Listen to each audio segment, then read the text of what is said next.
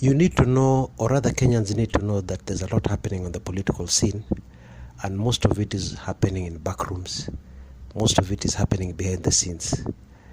What you see live and the reports you hear on the media are as a result of what has already happened in the back rooms and wheeling and dealing amongst politicians. I think that is important because a lot of people listen to news these days and they believe what they see and they try to interpret it at face value. That is a mistake, because remember, we're dealing with politicians, and politicians will never tell you what's really on their mind. Especially now when they need to win an election, they'll never try to tell you what they know you might not like or what their supporters might not like. They'll always tell you something which they like. Well, at least members of my exclusive club 1999 are able to get all the latest information of what's happening. In fact, they normally get virtually a daily update of what's going on the political scene. So it's no longer a secret. It's no longer they can no longer misinterpret what is happening, because right now I can tell you there are a lot of things happening. Things are moving very fast and unfolding very quickly, because as you all know, we're headed to an election that is rapidly approaching. Well, according to me, what is happening in the background is extremely interesting, because we have the latest opinion polls. You can choose to believe them or you can choose not to believe them. But where people are losing focus is they're losing focus on the voter registration. How many voters were registered in the stronghold of this candidate? How many were registered in the stronghold of the other candidate? How many voters registered are most likely to vote for candidate A? And how many registered voters are bound to vote for candidate B? Now, no matter what an opinion poll tells you, that fact cannot change. Those voters will not change.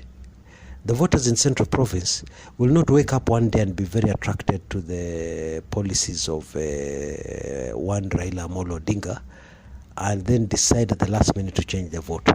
My friends, this is not the US. This is Kenyan politics. Okay?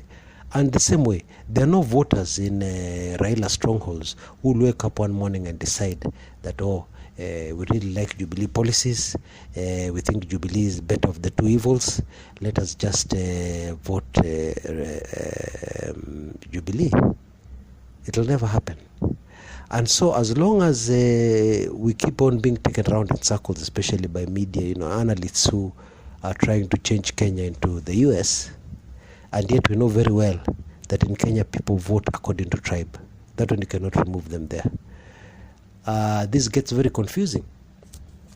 And the reason why I'm dwelling on this is that I've gotten a very interesting communication from one of my members of my clubs. And they said that, we believe that you are wrong because what the media is saying, what this opinion poll is saying, etc., etc. And, as soon as they mentioned the word opinion poll, I really told them, really, I don't know who invented the opinion poll for the Kenyan market, but I think whatever they were doing, they were trying maybe to get an advantage for a certain candidate. But the truth is that opinion polls are useless in Kenya. Absolutely useless. As long as Kenyans continue to vote as blocks, as long as Kenyans continue to vote tribally, opinion polls will never make sense. I'll give you a very simple example. Run up to 2000 and the elections that we had trouble with. Remind me, 2007? Run up to 2007 elections. Guess who was leading the polls most of the time? One Kalonzo Musyoka. Now, even without the registered voters, just take the population of various parts of Kenya, put them together and analyze the people bound to vote for Kalonzo Musyoka, and then you realize what I'm talking about. Opinion polls are best ignored. In fact, if I was a presidential candidate, I would not even give them the time of day. I would just simply ignore them and move on. Because according to me, they're a waste of time. And I hope you see why I believe they're a waste of time. Anyway, in my latest report, which I'm just about to file a video for my 1999 club members, the club is called 1999 because I closed membership to club 595 and club 895, and I'm urging you to take this opportunity and join this new club 1999. You've got daily updates, you've got access to all the previous books, all the previous materials and so on. It is ideal.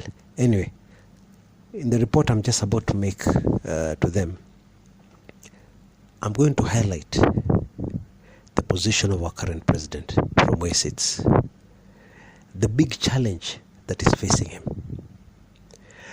and then the big advantage he has going into this election.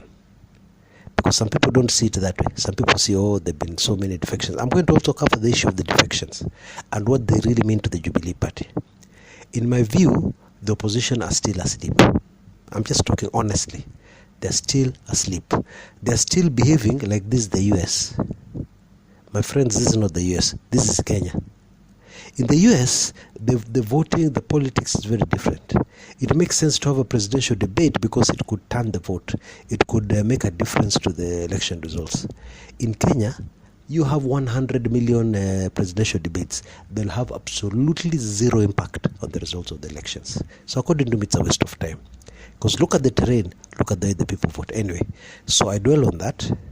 The big strength the president has, that will be very difficult for anybody to take away from him. And then also the fact that the opposition are asleep, because I believe their strategy and their tactics are wrong. Maybe just to give you a brief glimpse into it, you may have mass defections. You could have defections of a candidate coming to your party. But defection of a candidate coming from your opponent's party and coming to your party does not mean that he has crossed over with his supporters. In many cases, people cross over because they're desperate, they're losing support and they're trying to repair their image, etc. They're trying to gain more voters by crossing. They're actually crossing over to get more voters. They're not crossing over with their supporters. That is something which people should get clear. Otherwise, you'll get more and more confused. You will start doing analysis that totally don't make sense at all. You can even bring facts and figures, so-called facts and figures, because somebody once said that with the figures you can prove anything. But you really need to understand Kenya, the psyche of voters, how they think and how they vote. If you do not understand that, then any analysis you do, any ideas you bring forth, any theories you bring forth are absolutely useless. So I'd like to urge you to take this opportunity to get all this information in my club 1999. All you have to do is use the number which you see on the screen right now. Send an SMS. Say you'd be interested to join the club, and then we'll send you back full details on exactly what you need to do. Okay? There's also an email address down there. You can use that email. If email is better for you, just send an email and say you'd be interested to join the club. You'd be interested to get the information that I've talked about in this video. Please supply me with information. We'll give you the information immediately, instantly, of what you need to do to join.